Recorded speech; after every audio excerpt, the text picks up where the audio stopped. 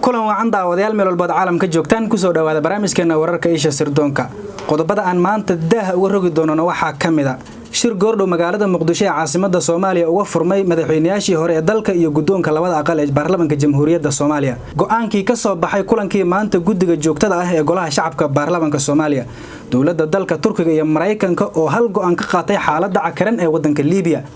daawadayaal qodobka kale caalamka aad ku maqli doontaan waxaa kamid ah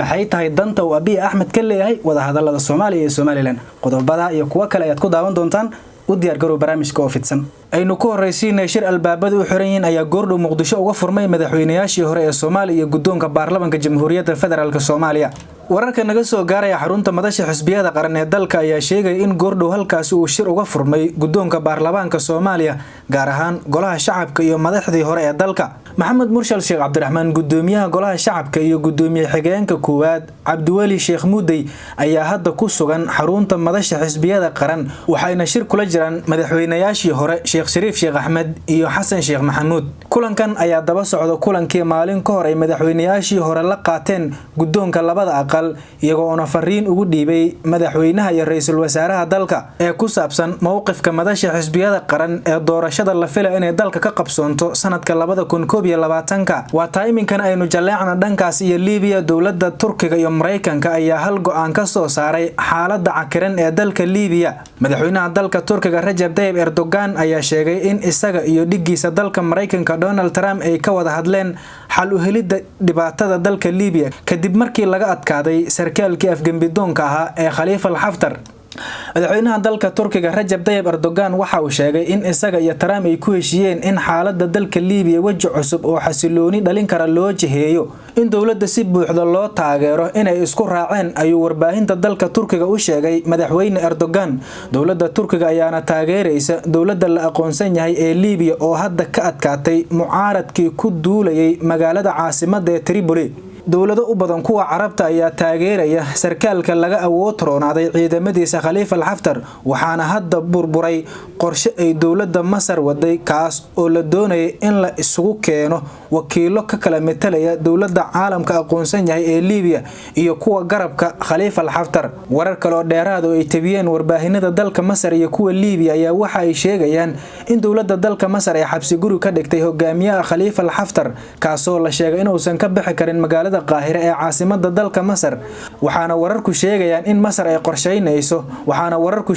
Masar iyo Ruushka ay qorsheynayaan in Khalifa al-Haftar meesha laga saaro oo lagu bedelo xulafo kale oo kamid ah qoyskii reer Qadaafi kuwaas oo taageero ka dhaxleh gudaha dalka Liibiya iminkan hadaynu eegno kulankii ka soo baxay guddiga joogtada ah ee golaha shacabka Jamhuuriyadda Soomaaliya guddiga joogtada ah ee golaha shacabka ee Baarlamaanka Soomaaliya ayaa maanta kulan ay ku yeesheen xarunta Villa Hargeysa waxa ay ku go'aamiyeen in arbacada berrito ay xildhibaanada golaha shacabka ay yeeshaan kulankoodii ugu horeeyay ee kalfadhiga toddobaad ee Baarlamaanka Jamhuuriyadda Soomaaliya kalfadhiga toddobaad oo ah kii ugu dambeeyay ee Baarlamaanka tobanaad ayaa waxa 6dii bishan furay madaxweynaha Soomaaliya Maxamed Cabdullaahi Farmaajo hab dhowraha golaha shacabka Baarlamaanka Soomaaliya Maxamed Cabdullaahi Hassan Nuux oo kulanka kadib warbaahinta la hadlay ayaa waxa uu sheegay in ay ajandaha berri ee golaha shacabka uu yahay akhrinta koowaad ee sharciga xisbiyada siyaasadda dalka labada aqal ee Baarlamaanka Soomaaliya ayaa looga fadhiyaa meel marinta shuruuc dhowr ah kuwaas oo laga maarmaan u ah qabsoomidda doorashada lagu wado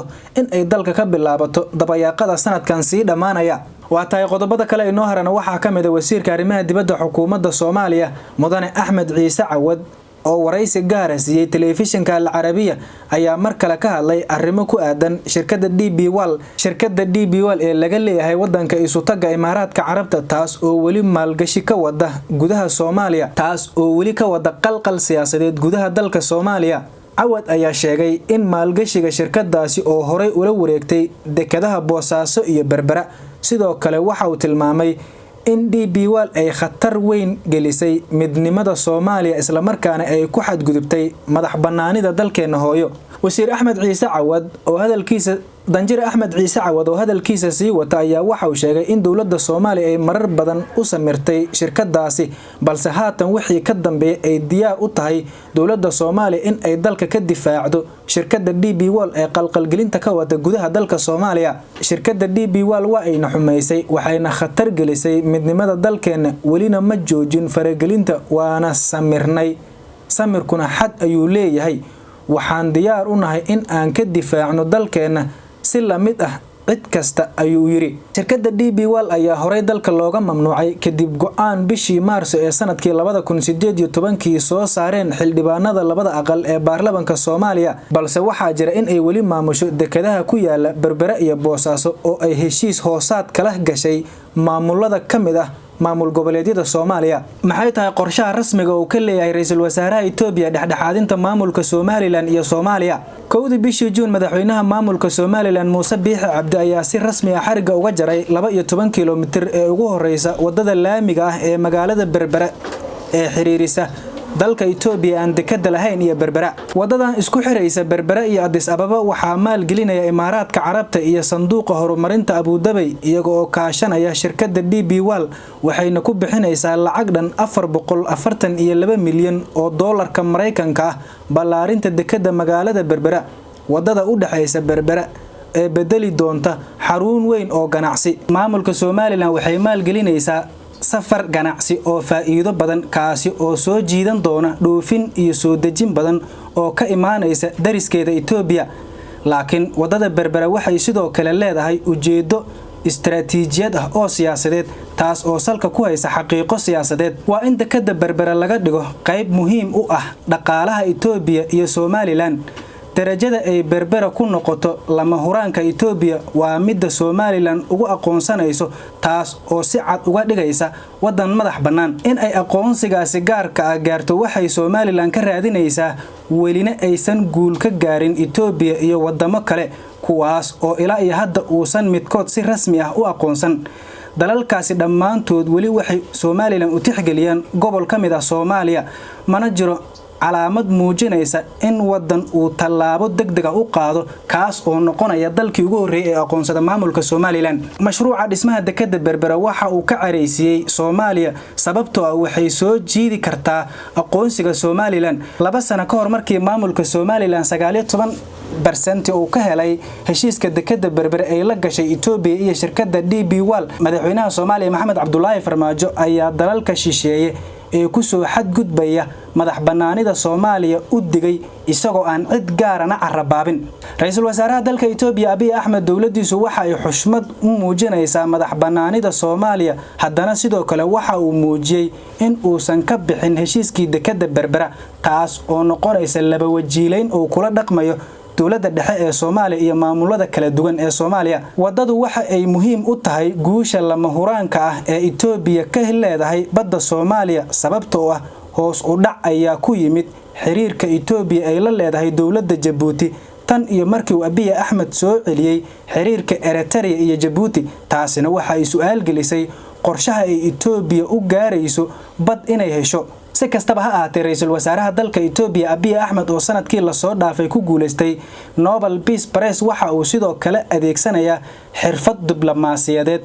bishii February ee sanadkan waxa uu martigeliyay kulan dhexmaray madaxweynaha Soomaaliya Maxamed Cabdullaahi Farmaajo iyo madaxweynaha maamulka Somaliland Muuse Biixi Cabdi. kulankaasi waxa uu muuqdaa mid miro dhalay iyadoo oo wakiilka gaarka ah ee xogayaha guud ee qaramada midoobay u qaabilsan arrimaha Soomaaliya Ambassador James Iswam uu golaha ammaanka u sheegay xiriirka Soomaaliya iyo maamulka Somaliland waxaan dhiirigelinaynaa in wada hadal u socdo ee heerka sare labada dhinac. waxay cadeynaysaa in ay rajeynayaan in xiriirkooda ay joogtayaan isla markaana ay yeeshaan wada hadallo mira dhala. faragelinta Abiye Ahmed ee dhexdhexaadinta Soomaaliya iyo maamulka Somaliland ayaa xiiso abuuraysa waxaana loo malayn karaa in Soomaaliya iyo Itoobiya uu aragto garsoore ee xanaya markii Addis Ababa ay dano gaar ah ka yeelato mashruuca dekada Berbera. sidoo kale Itoobiya waa mid ka mid ah saddexda wadan ee qunsuliyadda ka furtay magaalada Hargeysa ee caasimadda labaad ee Soomaaliya waxaana labada kale ka yihiin dalalka Jabuuti iyo dalka Turkiga oo saaxiib dawla ah Soomaaliya wadaha bariga dhexe ayaa dagaal ay soo curiyeen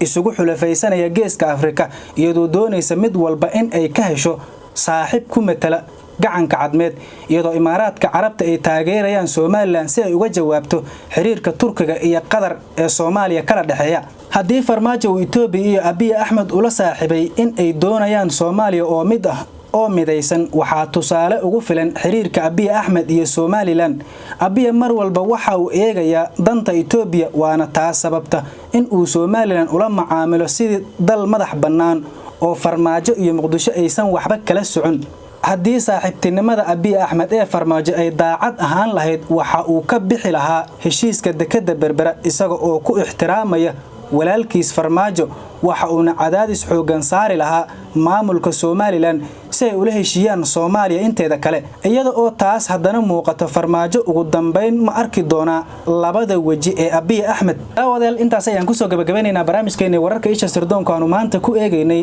falanqayntii caalamka ugu dambeysay tan inta markaa xigay dib u kulmi doono sida ay nabadgeliyo